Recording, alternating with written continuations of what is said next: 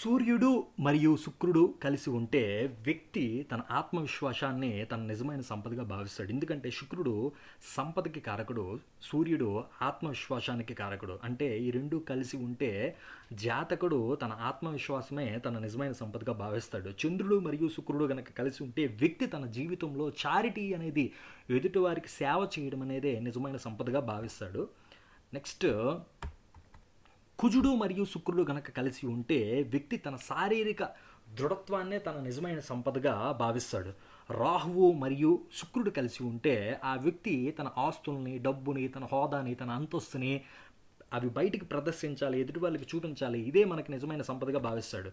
రెండవది, గురుడు మరియు శుక్రుడు కలిసి ఉంటే తన ఎథిక్స్ని పాటించడమే తనకి నిజమైన సంపద అనేదాన్ని భావిస్తాడు. శని మరియు శుక్రుడు కలిసి ఉంటే వ్యక్తి తన జీవితంలో క్రమశిక్షణే తన నిజమైన సంపదగా భావిస్తాడు. కేతువు మరియు శుక్రుడు గనక కలిసి ఉంటే వ్యక్తి ఎంత ఎక్కువ సంపాదన ఉంటే అంత ఆ వ్యక్తికి ఆధ్యాత్మికత కూడా ఉంటుంది. తన తక్కువ సంపాదన ఉంటే ఆధ్యాత్మికత కూడా చాలా తక్కువగా ఉంటుంది. ఏకాదశాధిపతి అంటే లాభస్థానాధిపతి వృశ్చిక రాశిలో ఉంటే ఆ వ్యక్తి యొక్క స్నేహితులు జాతకుడికి ఎప్పుడైనా ద్రోహం చేసేటటువంటి అవకాశం ఉంది. నెక్స్ట్, భాగ్యాధిపతి వృశ్చిక రాశిలో ఉంటే ఆ వ్యక్తి ఆ వ్యక్తి యొక్క తండ్రి గూఢాచార లక్షణాలను కలిగి ఉంటాడు. అంటే అన్నింటినీ అనుమానించే లక్షణం, స్పై చేసేటటువంటి లక్షణం అనేది కలిగి ఉంటాడు.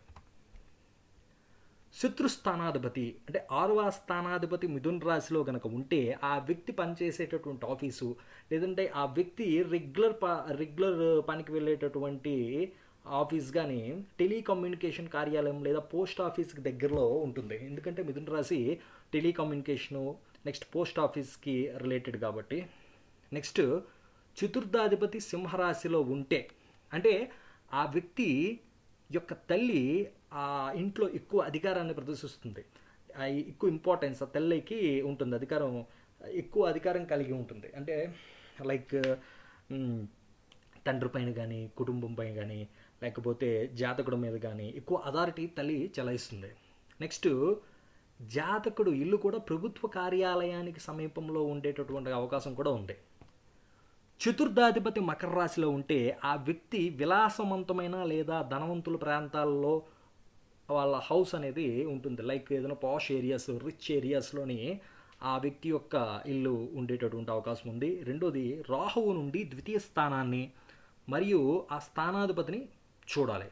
రాహువు నుండి ద్వితీయ స్థానాధిపతి ఉచ్చ స్థితిలో ఉంటే అది శక్తివంతమైన ధనయోగాన్ని ఇస్తుంది.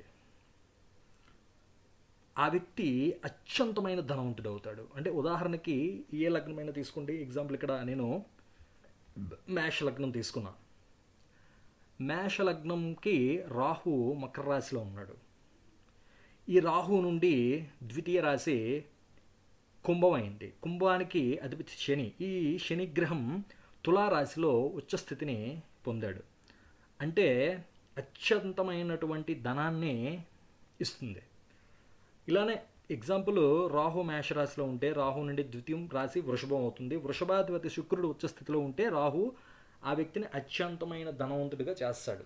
ఓకేనా? అంటే ఏ లగ్నం తీసుకున్నా ఆ లగ్నం నుండి రాహు నుండి రెండో స్థానం అనేది చూడాలి. ఆ రెండో స్థానాధిపతి కనుక ఉచ్చస్థితిలో ఉంటే అది అత్యంతమైనటువంటి ధనయోగాన్ని ఇస్తుంది.